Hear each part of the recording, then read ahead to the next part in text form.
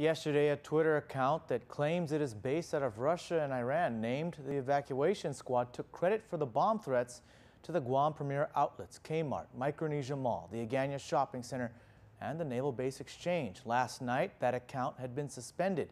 Today, Governor Eddie Calvo called a press conference to discuss these ongoing bomb threats.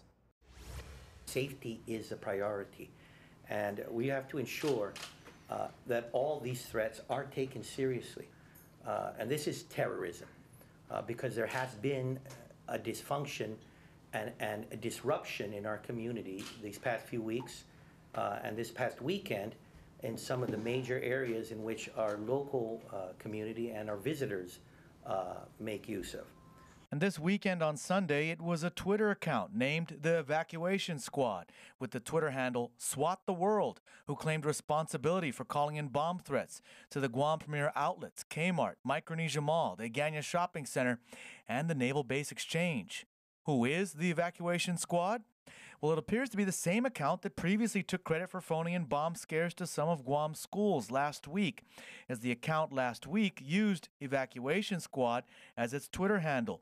This group took credit for calling in bomb threats to Ukuru, JFK, and Inarahan middle schools before it was made public that those threats were phoned in. Prior to that, the majority of bomb threats at public schools had been written on school walls or pieces of paper.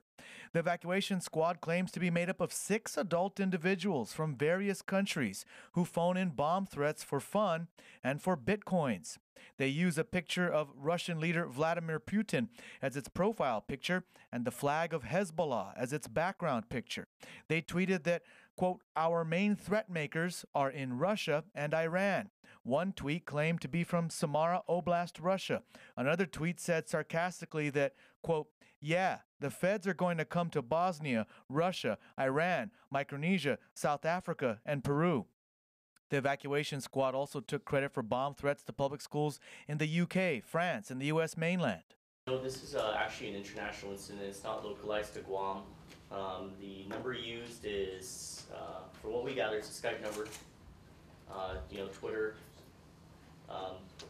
The Twitter accounts used can easily be created, closed, and recreated again.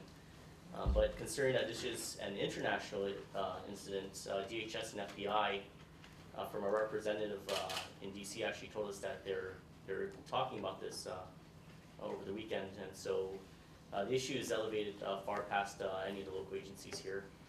Guam Homeland Security Administrator Charles Estevez says they are working with the feds and handing over as much information as they can and assisting in analysis. Yeah, so the actual thread is called robocalls. It's the same type of system that telemarketers use. Estevez says this makes it hard to trace. In addition, the Evacuation Squad claimed they could not be caught because they are using multiple Tor nodes and VPNs. Today, the Guam Department of Homeland Security itself received one of these calls, but their buildings were swept and they turned up clean.